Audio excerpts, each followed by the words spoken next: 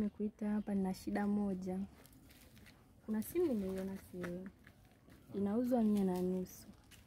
Kwa hiyo mimi nilikopo na hapa sasa hivi ni 20,000. Kwa hiyo nilikuwa naomba uniongezee 100,000 hiyo na 30 ikamilike 100 na nusu. Niongezee nikachukua simu. Hiyo 20 kwa hiyo nayo hapo. Uhakika? Hebu tuione tuthibitishe kama iko kweli. Sasa tuhakiki basi.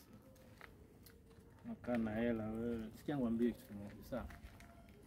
Wewe unataka shilingi 30,000, 130, si ndio? Ndio. Mimi hapo ninavyoona hapa hivi. Tokea asubuhi sijala. Nimebeti mkeka wangu nimembetia Maniu, hela imeliwa. Hapa hivi. Wewe unataka 130? Yeah. Jumla na hii inakuwa 100 na nusu. Ndio. Sota ndai 100 na nusu hiyo.